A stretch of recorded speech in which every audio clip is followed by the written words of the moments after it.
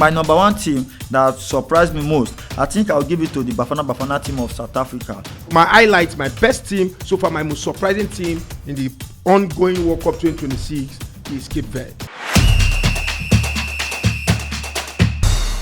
Welcome to the Ultimate Soccer Show, channels that you can get the best of sports news, football news, transfers, and so whatnot. The topic we have today: which team has been the biggest surprise package of the 2026 FIFA World Cup? And actually, I have Albert with me in the studio. Albert, known as the Beach Sense, and I have Chima at the far left. Chima, known as the Chief Special. Chima, I'm starting with you in this regard. Which team has been the biggest? Which team has been the biggest surprise in this World Cup to you, to your own perspective? Because I know we will have different opinions. Yeah, for me, on this show, I think I have two teams that have really surprised me in this tournament. The second team, or let me start from number two, I think it's Cape Verde. I'll say Cape Verde, they surprised me because qualifying to this World Cup, I never gave them any chance at all to come out of that group. The group where we have Spain, Uruguay, Saudi Arabia. So, and then having Cape Verde in that group. So I was thinking probably they might come third if worst come to worst.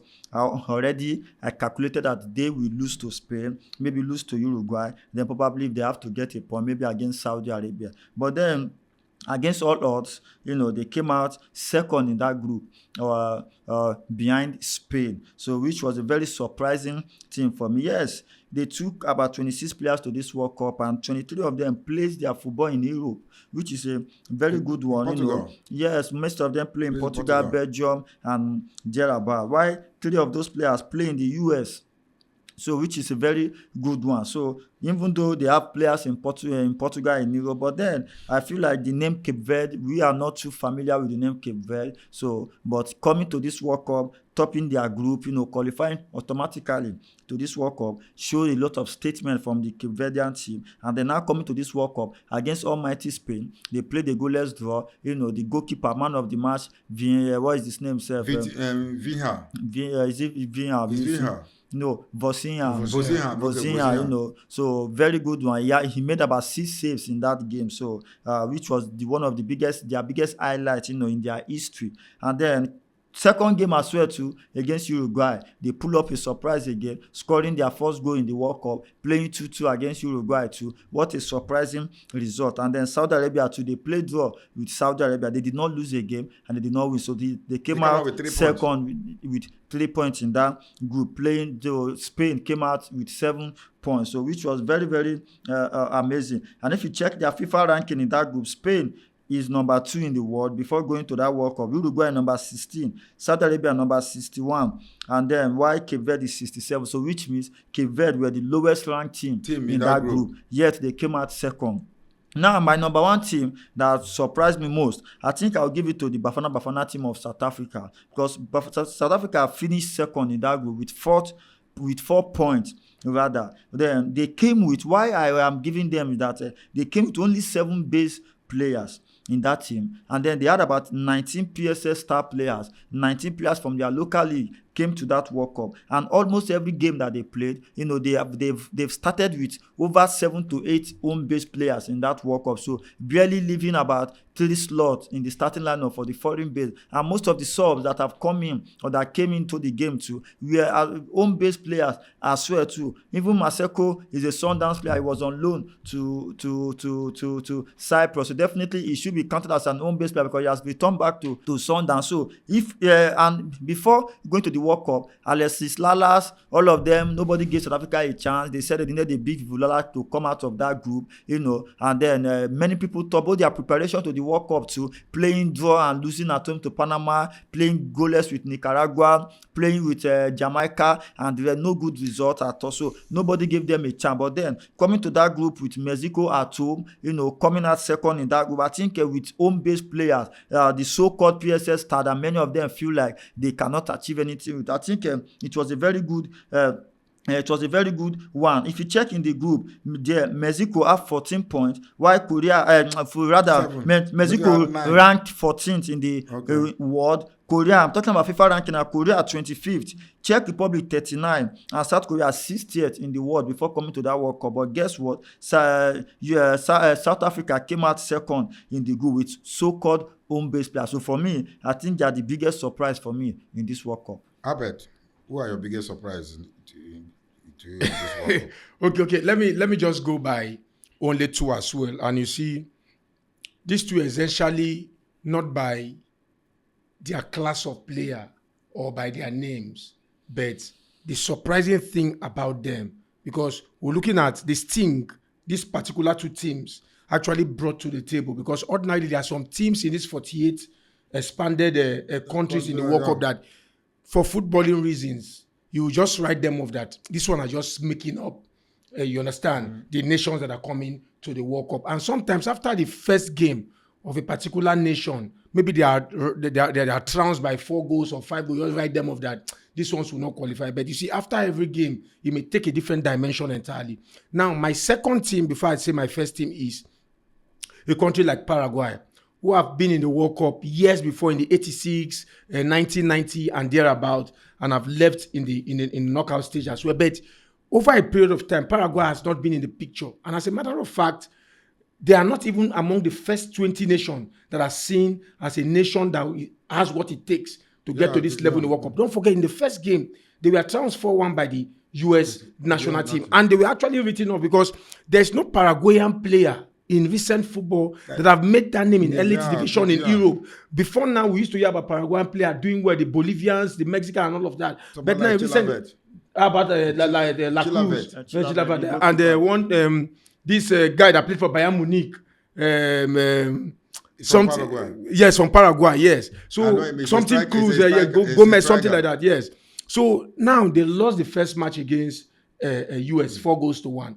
But the second match, even with the red card, they narrowly won against Turkey, 1-0, and went ahead to draw their last match. Now coming up against a team like Germany is always a World Cup favorite since when they were West Germany till tomorrow. They are World Cup favorite. Given their player statistics, Germany, you actually see them as a write-off against the German team. But in duration time, in the course of it, they played 1-1 and they won Germany on penalties. So I think Paraguay really they deserve the kudos. From me, in my own perspective, they actually what all the encomiums need to be showered on them, because they were actually written off. They are not seen as a team that hold any water. But here are they now in the quarterfinal, in the last 8 of the tournament. Then my favorite team in this tournament is a nation that is less than 530,000 citizens, a tiny island known as Cape Verde, in which capital is Praia.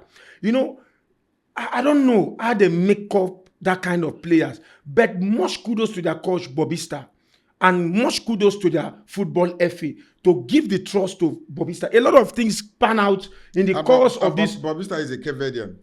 That's what I mean now. Yes, now. So I mean, he's an indigenous coach. That's why I say much thumbs up to them. Much thumbs up to their FA that actually gave him the power. I mean, the mandate to go all the way to select the best possible. And you know, sometimes if you don't have the backing of your FA, you cannot actually give in the very best of yourself. So don't forget, this position that Cape Verde is come with a lot of emotions. Even from when they were playing qualifiers, people actually underrated them, though they qualified to the last Nations Cup. But when they were playing the qualifiers, winning their matches, people, football lovers and analysts, pundits were still writing them off Cape Verde. They were writing them off based on papers, not in reality. Till they automatically qualified. I think they qualified even having a match left to play. They have already qualified to the World Cup. So now it now became a paperwork became a clear reality. Now they came into the World Cup. Every single person will see them come from their first and the last match. They may go home with 5-0 or 4-0. But here is a team that came out 0-0 draw with world power. Title favorite Spain, they played 0-0 stalemate in the first game, a full 90 minutes. Yeah. They drew. They came up with world champion again, another favorite Uruguay, and they played 2-2. You get what I'm trying to say? They now came up again against a team like Saudi Arabia, and they played 0-0, and they qualified with 3 points. With 3 points into the knockout stage. And I think, given their pedigree on papers, I don't want to know where FIFA ranked them. That is not my business. I'm looking at the paper, the reality of a nation like Cape Verde ordinarily they are to be written off because they are not really a footballing nation. They don't have that footballing clout. You understand that we'll say, hey, Cape Verde, this team. Okay, now we see a team like Cote d'Ivoire there. We saw a team like Senegal there. Other footballing nations that have been doing well in African continent and even in the world. But look at them, all of them are fizzled out. But Cape Verde is still there. And it's not that Cape Verde actually qualified by a fluke. Cape Verde has been working hard. In the course of playing their qualifying series, they played distinctively well. They put in their very best of formation and all of that. Their goalkeeper Vozinha at the age of 40, look at his reflexes, look at their defense line, look at their midfield and their attack. And don't forget, another big kudos to them. They are not a team that came in and started to play low block, wanting to defend. They were attacking. They are attacking. That's why they scored Uruguay. They are coming out to attack. The way they are defensive, the way they are attacking. So they came with a level of determinism to make a mark for themselves and their nation. So that is, to me, they are the rave of the moment. They are the light of this World Cup, and trust me, their player is a lot of them are going to go to 1 or 2, 3 clubs. If they fall into the age bracket. Already they are playing in Portugal. Yes, I mean, leaving one club now for lucrative deals and all of that. So my highlights, my best team so far, my most surprising team in the ongoing World Cup 2026 is Cape Verde. I think my own surprise team here should go to Congo. Nobody gave Congo a chance. The way they considering the way they qualified, after drawing with Nigeria, they qualified through penalties to play the playoff with Jamaica, which they defeated Jamaica. Then they went to the World Cup. To me, that's the team that surprised me much in this upcoming this World Cup, this ongoing World Cup. So I don't think if there any other team that you mentioned that surprised you again outside these two that you mentioned. Curaçao. Curaçao did not win. But that's funny enough. Do you know funny enough? Another thing that impressed me is Haiti. Haiti lost, but they didn't lose scandalously.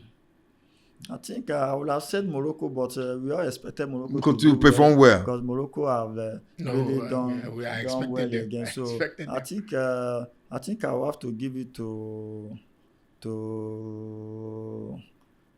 I think I'll have to give it to this 80. No, not 80.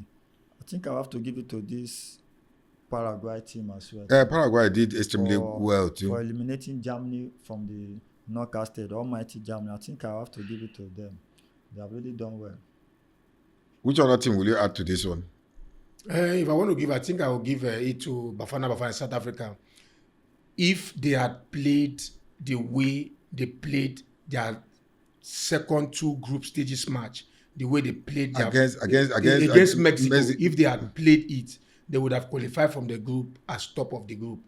They would have played. Okay, if they had played Mexico, the way they played South Korea, I believe they wouldn't have lost that game because as Mexico are attacking them, they will be exchanging. They will be sharing the spoils. They will attack as well, and their creativity and everything will be sparked up in that regard. But all thanks to Hugo Bruges, his tactics didn't actually favor. But I love the mode of the South Africa, the Bafana side, how they make up themselves and the quality of players they have therein. Okay.